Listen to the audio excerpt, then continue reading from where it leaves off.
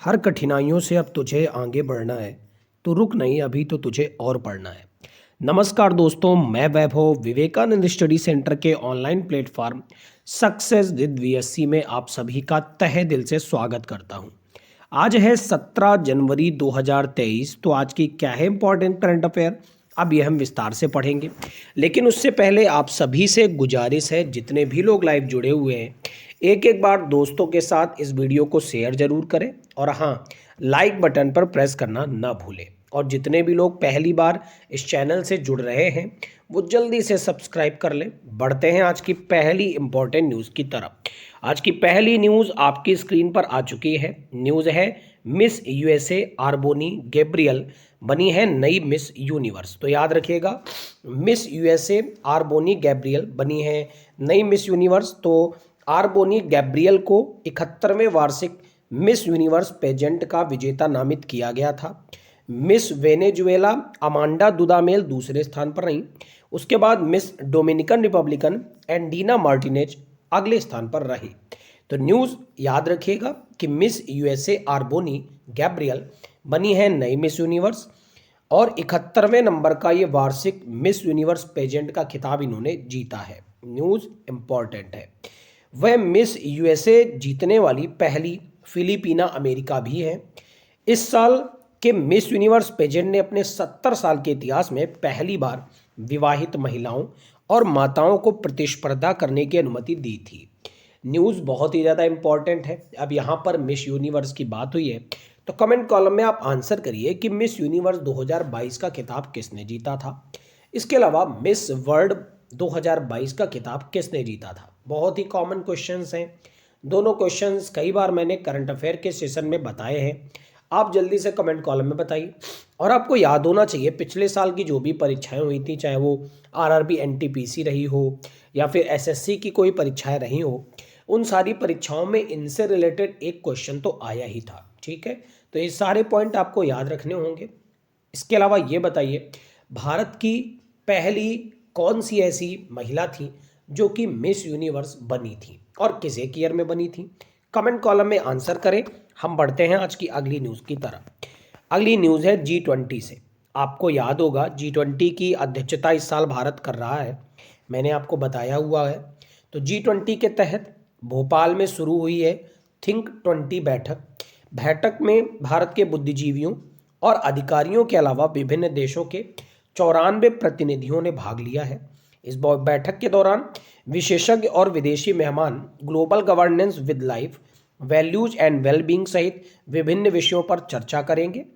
G20 या group of 20 दुनिया की प्रमुख विकसित और विकासशील अर्थव्यवस्थाओं का एक सरकारी मंच है जिसकी बैठक हर वर्ष आयोजित करी जाती है और 2023 की इसकी अध्यक्षता अपना प्यारा भारत कर रहा है। 20 देशों का एक संगठन है जिसकी अध्यक्षता इस साल भारत के पास है। ठीक है, 2022 में किसके पास थी यह अध्यक्षता, तो मैं आपको बता दूं, इंडोनेशिया के पास थी। 2021 में किसके पास थी, तो इटली के पास। ठीक है, याद रखिएगा, बहुत ही ज़्यादा इंपॉर्टेंट न्यूज़ है। तो चलिए कमेंट कॉलम में ये बताइए, एशियन गेम्स 2023 किस एक जगह पर आयोजित होने हैं। अब यहाँ पर वेन्यूज से बात आई है तो आपको पता होना चाहिए, अभी कुछ समय पहले T20 वर्ल्ड कप हुआ था ऑस्ट्रेलिया के अंदर, जिसको इंग्लैंड जीता था न्यूजीलैंड को हराकर। इसके अलावा कुछ और बात करें तो कुछ थोड़े समय पहले चले जाएं तो टोक्यो जापान में ओलंपिक हुआ था जिसमें भारत ने, नीरज चोपड़ा ने रिकॉर्ड बनाया था, भाला फेंक में गोल्ड मेडल जीता था। कुछ और वेन्यू की बात करें, अभी अभी हाल फिलहाल में ही फीफा विश्व कप खत्म हुआ है जिसमें अर्जेंटीना जीता है फ्रांस को हराकर, आपको पता ही है। कहाँ पर आयोजित हुआ था, तो कतर दोहा के अंदर आयोजित हुआ था। गोल्डन बॉल और गोल्डन बूट अवार्ड किसे मिला था फीफा के अंदर, कमेंट कॉलम में आप जल्दी से आंसर करिए।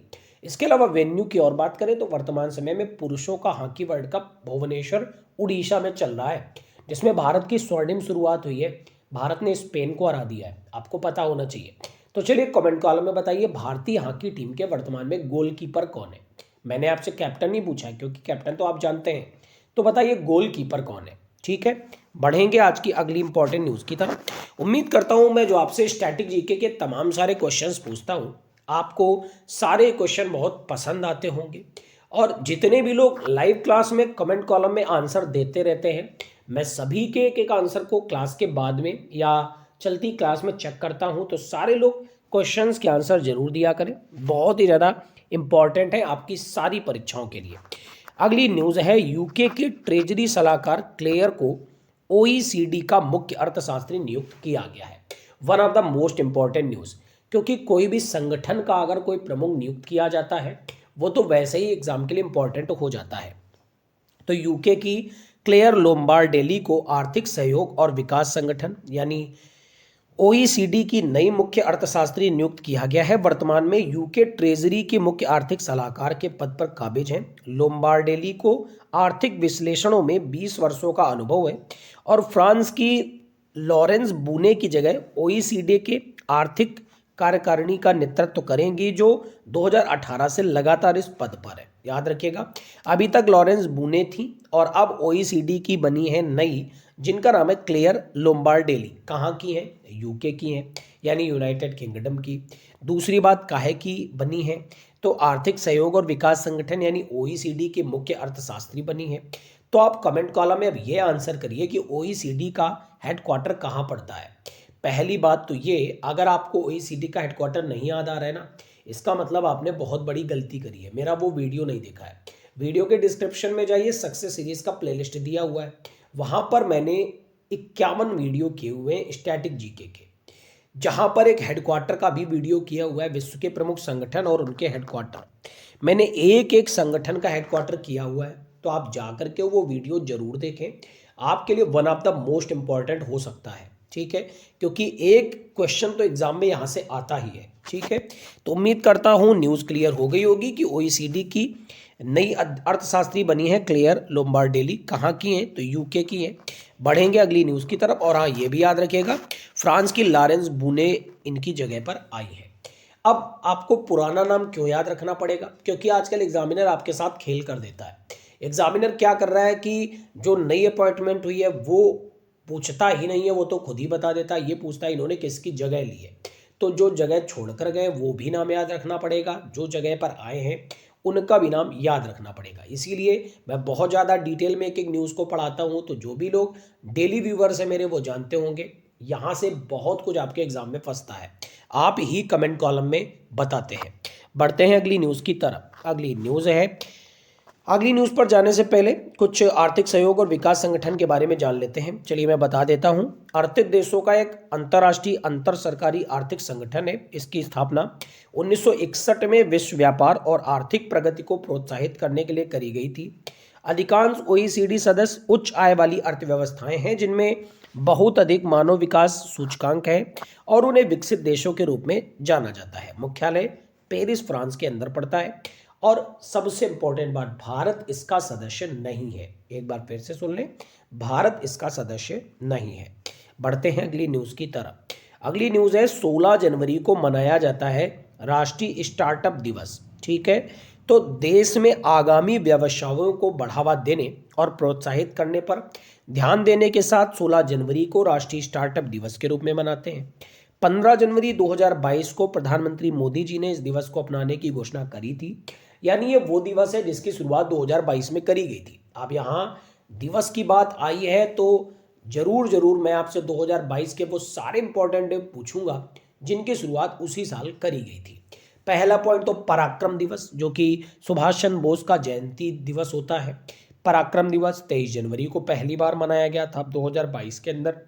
इसके अलावा नीरज चोपड़ा साहब ने जब भाला फेंका था, 89 पॉइंट कितने मीटर का फेंका था बताइए जरा, उनकी याद में भाला फेंक दिवस भी 7 अगस्त को मनाया जाता है।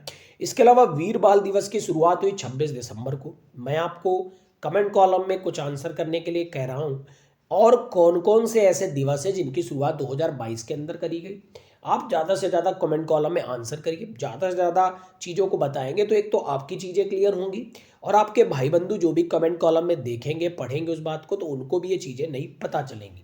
तो सभी लोग क्लास के बाद में कमेंट कॉलम में जरूर आंसर किया करें। ठीक है, आप लाइव चैट में आंसर करते हैं वो तो सही है, लेकिन कमेंट कॉलम में जाकर जरूर आंसर किया करें। स्टार्टअप दिवस की बात करें तो इस दिवस को मनाने के लिए वाणिज्य मंत्रालय ने 10 से 16 जनवरी 2023 तक स्टार्टअप इंडिया इनोवेशन वीक का आयोजन भी किया है। इस दिन 75 से अधिक स्थानों पर कई कार्यक्रम भी आयोजित किए जाते हैं। इंपॉर्टेंट डे से न्यूज़ है तो मैं आपको इंपॉर्टेंट डे जरूर बताऊंगा। 1 जनवरी को हमने DRDO डे मनाया था, जो कि 1958 को इस्टेब्लिशमेंट हुआ था और इसका इस बार 65वां स्थापना दिवस मनाया गया था। कौन है इसके वर्तमान में अध्यक्ष? तो आपको याद होगा समीर वी कामत नए अध्यक्ष बने थे। न्यू दिल्ली में इसका हेडक्वार्टर पड़ता है। 4 जनवरी को अंधे लोगों की लिपि लुई ब्रेल लिपि मनाई जाती है। इसके अलावा महाराष्ट्र के पत्रकार दाम्बोलकर की याद में पत्रकारिता दिवस 6 जनवरी को मनाते हैं। 10 जनवरी को विश्व हास्य दिवस और विश्व हिंदी दिवस मनाते हैं। तो कमेंट कॉलम में बताइए कि भारतीय हिंदी दिवस या राष्ट्रीय हिंदी दिवस किस एक डेट को मनाते हैं। 12 जनवरी को हम लोगों ने युवा दिवस के रूप में मनाया, यानी स्वामी विवेकानंद जी की 160वीं जयंती मनाएगी। 9 जनवरी को NRI डे या प्रवासी भारतीय दिवस मनाते हैं और 15 जनवरी को इंडियन आर्मी डे मनाते हैं और 16 जनवरी को स्टार्टअप डे मनाते हैं। न्यूज़ मानता हूं आपकी क्लियर हो गई होगी। बढ़ेंगे आज की अगली न्यूज़ की तरफ। अगली न्यूज़ है इंपॉर्टेंट सर्वे से। क्या है सर्वे? आइए इस पर प्रकाश डालते हैं। सबसे अमीर 1% लोगों की कुल संपत्ति बाकी दुनिया से दोगुनी हो गई है। किसने दावा किया है? ऑक्सफैम इंटरनेशनल है।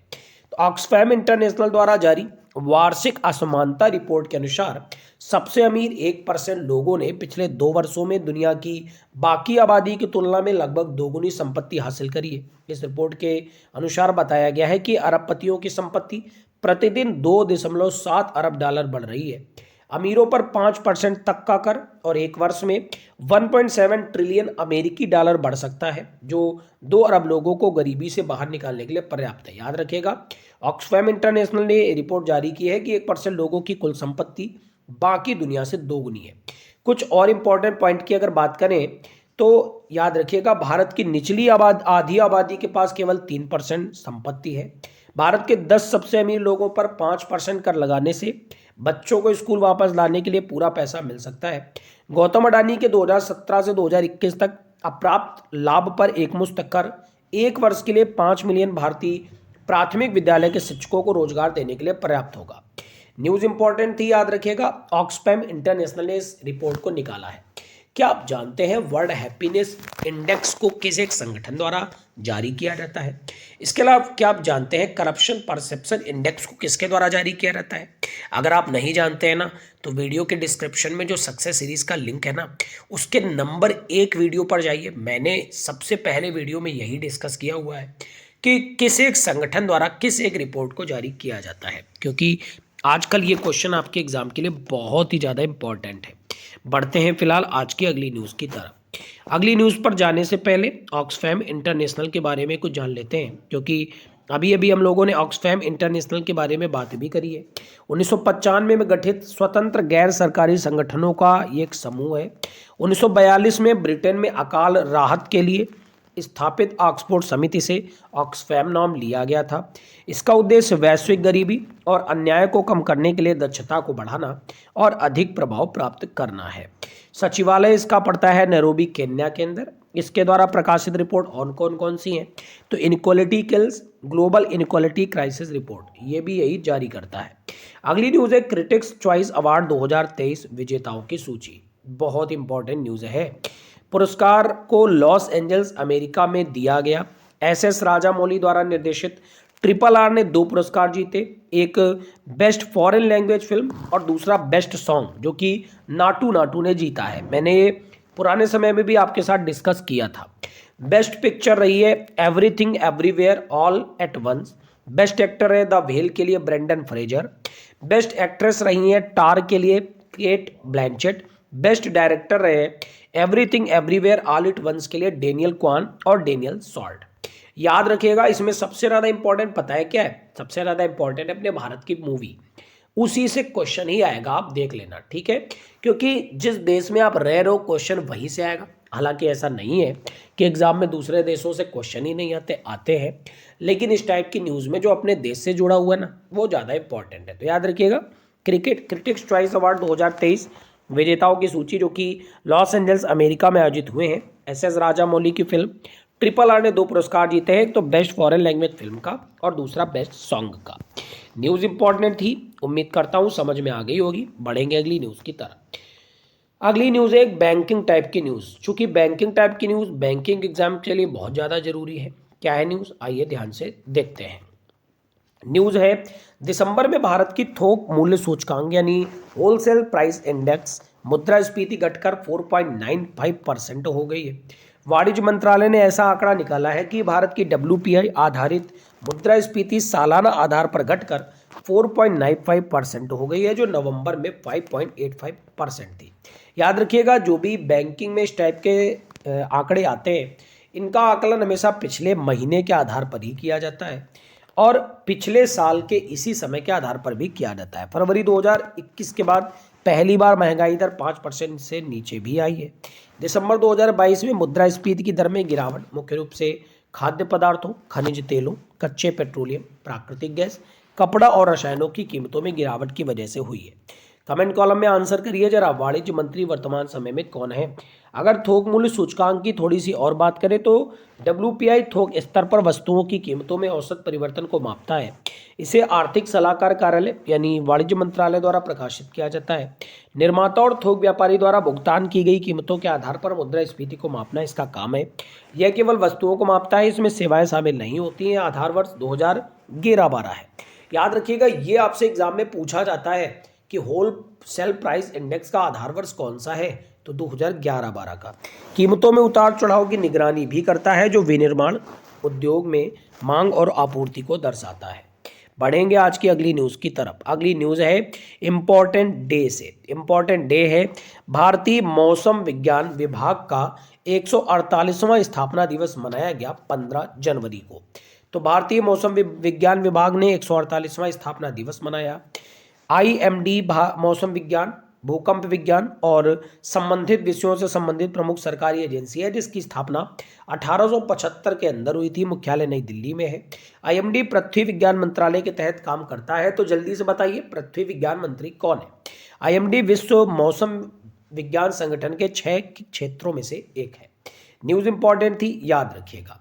कुछ विश्व मौसम विज्ञान संगठन के बारे में अगर हम जाने तो WMO वायुमंडलीय विज्ञान, जलवायु विज्ञान, जल विज्ञान, भूभौतिकी पर अंतर्राष्ट्रीय सहयोग को बढ़ावा देने का कार्य करने वाली संयुक्त राष्ट्र की एक विशेष एजेंसी है। इसकी उत्पत्ति अंतर्राष्ट्रीय मौसम विज्ञान संगठन से हुई थी, जिसे 1873 में वियना अंतर्राष्ट्रीय मौसम विज्ञान केंद्र के बाद स्थापित किया गया था। सदस्य देश 192 है। भारत WMO का सदस्य है।